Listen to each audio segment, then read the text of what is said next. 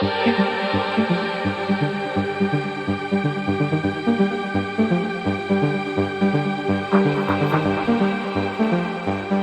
guys, Omar here, broker and CEO of Alden Mortgage and Ome Realty. So you're probably watching this video because you want to do exactly what I do. I have been a wholesaler, auto dealer, wholesaler now for a better part of like 11, 12 years. I was in the retail side of it, but in this video, I'm going to give you the step-by-step way of how I did it, just so you could go ahead and do it too, because God knows we don't have enough competition inside of the wholesale market. But what I'm going to do is not only am I going to tell you how to get your wholesale license, I'll even trickle in the retail for most of you retail guys that you want to get into the retail side, which I hate retail. I hate dealing with people. But we're going to go step by step of exactly how you get your wholesale license. Then whenever we get your wholesale license, how you're going to go ahead and make business. How are you going to get money? How are you going to go ahead and sit, pretty for God knows how long and make yourself a couple extra bucks. Now, how much do you typically make? Well, that depends on how much skin you get into the game. So what I want you to do is I want you to shut your mouth, sit back, have a Coke, a beverage of your choice, whatever you want to do, and let's go ahead and get on with it. So for the very first part about getting your wholesale license, you have to, go to a dealer course only. You have to get your 8-hour dealer course out of the way. Now, the one that I do, now we have no affiliation, just is the one that I use. It's a Dealer 101 training. I'll put the link, everything that I talk about, link in the description below, and you could kind of go ahead and go from there. But first, you have to go ahead and get this 8-hour course out of the way. Now, this 8-hour course that you do, there is a test at the end of it that you have to go ahead and take. That's typically at a designated DMV location. I don't know if it's still the same way because this COVID thing completely fucked everything and it just ruined everything. But you're going to have to take this 8-hour course. Then right after you take this 8-hour course, then you have to go ahead and look up your local DMV. Now, whenever you Google, it's not your regular DMV. So do not go to the regular DMV and say you want to go ahead and take an auto dealer license test. That's not where it's at. You have to go and Google the location of your closest dealer. So Google Auto Dealer Testing Center, Auto Dealer Inspection Center, whichever one of those that you want to go ahead and do. So once you do that, now you have to go ahead and schedule your exam. Most of the time it's right afterwards and they do it same day, but depending on the city you live in, the county that you live in, wherever you're at, it might be a little bit different. So just check with your local DMV auto retail and wholesale departments. So after you go ahead and take the exam, you need something. Now, I'm going to go ahead and only speak for the state of California because everything might change in the state that you're in. Now, after you go ahead and do that, you need to go ahead and get what's called a dealer bond. For the wholesale side of it, it's a $10,000 dealer bond. For the retail side of it, it's a $50,000 dealer bond. Now, I know that sounds like a lot. That's not what you're going to be paying. You just pay the premium on it. Like, for instance, my $10,000 wholesale license or my insurance, my bond that I had for the whole entire year, cost me like $150. Now the retail side of it will adjust accordingly. Now it does go heavily on your credit. So make sure your credit isn't crap. Your credit is a really big thing when you're in the retail side. I mean, credit is a big thing in everything. So make sure your credit is up to par. Now, as far as the wholesale side of it, you're going to have to go ahead and fill out an application, which you could go ahead and get from the dealer as well when you go and do right after you take your test. Some places might have it, some places might not. But everything nowadays, you could just go ahead and get it from online. Now, what you do is you go ahead and fill it out. So now, A, you got your certificate from your dealer license. B, you went ahead and took your exam. You passed that. C, you got your bond. Then what you're going to do right after that. Now, on the wholesale side of things, this is the easiest one because you don't need any spots. Now, I'm going to go ahead and back and forth with the retail and wholesale. Now, a retail side of it, you have to have a designated office space that is in a commercial zone. So it has to be a C1 or C2 commercial zone that is specifically for dealer only. Now, whenever you have that, the place that you go ahead and find, you have to have at least 2 parking spaces designated, and that is called your showroom, okay? On the wholesale side of it, we don't have to worry about any of that. That's why I like wholesale side so much. And all you have to do on the wholesale side of it is you need a paper shredder, you need a place where you can go ahead and lock your door, and it could be your garage, it could be anywhere. That's what I use. I use my garage, and I haven't really done much of anything afterwards. So after you go ahead and do that, you fill out your application, you get your stuff dialed in. Now, if you're going to go on the retail side of it, of course, that's going to change a little bit. You need to actually go get a lease agreement. You have to go take pictures of your office, the streets where it's at. You're going to have to take a picture of you're going to have to take a picture of where your showroom is, your 2 car spots, pictures of, you have your sign up, and it's a bunch of other stuff that is just whatever. But on the wholesale side of it, you just have to go ahead and fill out your application, go dump it in. And majority of the auto dealer places that you go to, they're super, super cool. They're really, really, really nice. And except the inspectors, those guys kind of they're a little touchy, they're a little angry. Not sure why. I guess it's a DMV thing. That's a prerequisite for working at the DMV in any way, shape, and form. So after you go ahead and get your wholesale license, then you have to go and get an inspection done. You schedule an inspection, then the DMV inspector comes, they do what they got to do, and then you go ahead and get approved for it. You get a little letter in the mail, or they'll call you, or whatever it is that your city or your county will go ahead and do for you, or your state. That's what's going to happen. Mine, in the state of California, what they do is they just gave me a call and they said, okay, you're all good to go. She actually just called me 5 minutes after she left. I was just like, hey, are we approved? Is everything good? 5 minutes after it was gone, she was just like, yeah, you're good to go. Go ahead and fill out the rest of your application. So the rest of my application was very simple. It just states how many dealer plates I wanted. And then they give you like this whole stack of wholesale slips. The wholesale slips are going to be from dealer to dealer. Now, after you are all said and done, now you could go ahead and officially start buying and selling cars. Now, from here to on the wholesale side, from point A to point B, now the training is about $125. The bond is probably between $100 and $200. Let's just say, depending on your credit on the wholesale side. Then getting whatever you need to do for your office. Now, I don't know how it is in your state, but you could kind of figure it out from there. Then each license plate that you get, the dealer license plate, those I think are still $72 a plate. I'll have to double check, but pretty sure it's between 70 and 80 bucks. Those aren't too expensive. Then you need your slips, and then you're good to go, right? Now what you need to do is you need to go ahead and start getting signed up with auctions.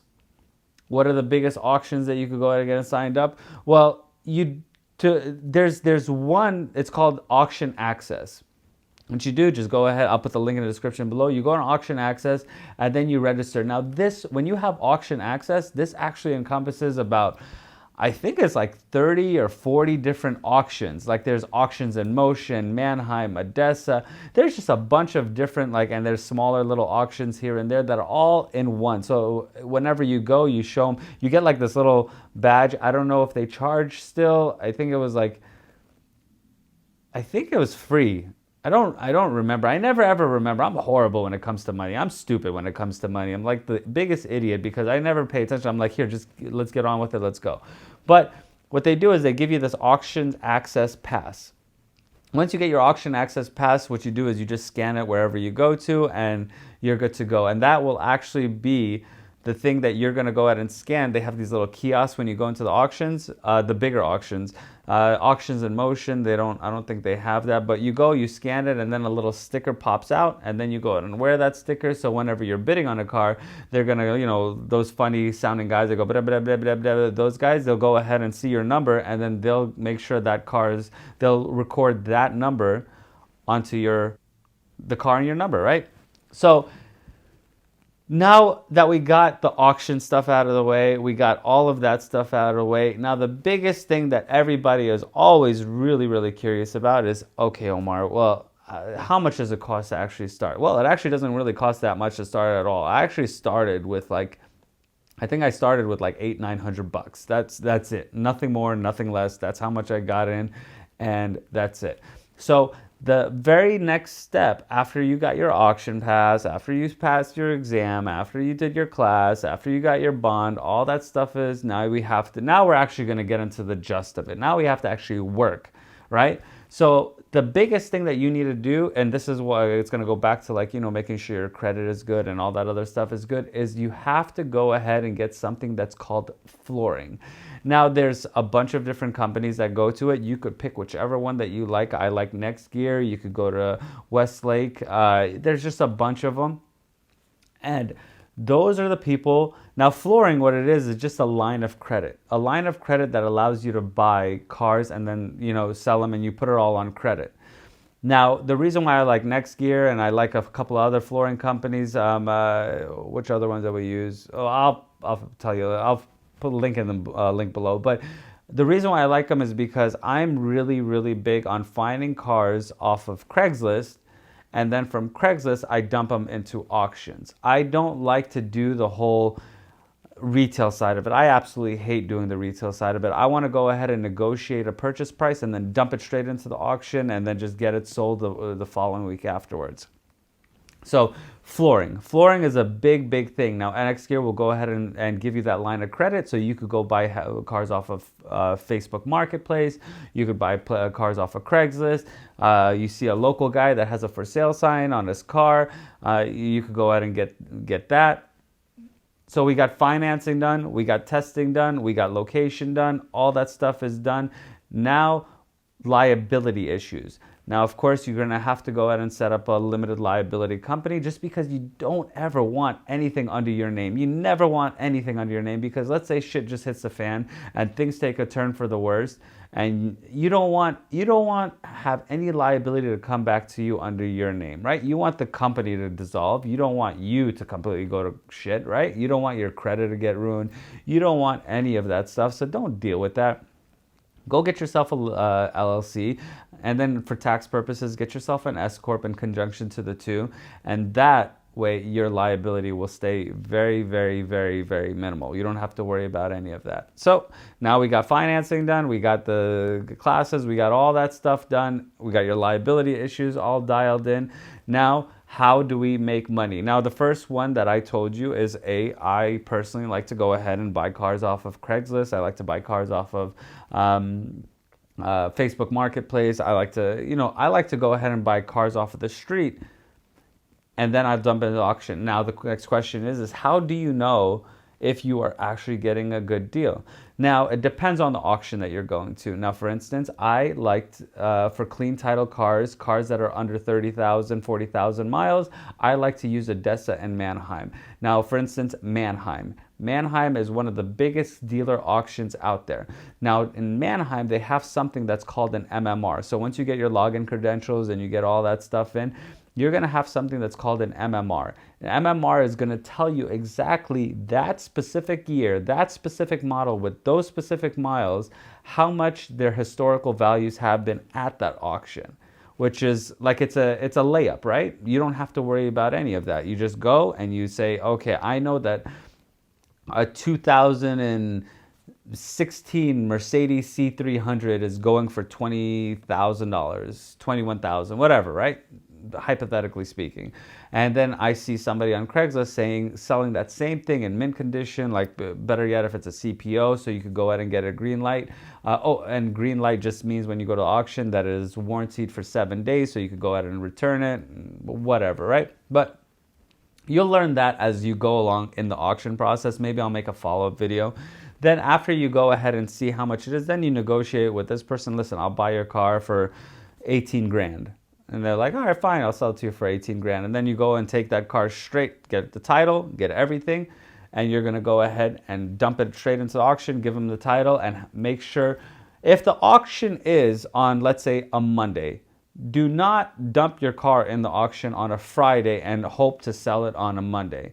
If you buy the car on Friday and the auction is Monday, postpone the next sale until the following Monday afterwards, because what you want to do is you want to not limit the amount of eyes on the car that you're trying to sell. So especially if it's a clean car, and especially if it's a good car. So you want to go ahead and take your car that you purchased on Friday, dump it into the auction, and say, you know what, hold off on the sale until the following Monday. And now this time it gives a lot of people to go ahead and put that, save it in their little bucket, especially dealers. Dealers love to do that. Dealers will go ahead and have like 50, 60 cars in their bucket, and they'll just go ahead and have their cap. And their cap is going to be like, let's say they want to spend 21,000 on it, but you already spent 18 grand on the car. Their cap is at 21 because they know they could retail it for like 24, 25, and then everybody's making money and everybody's happy.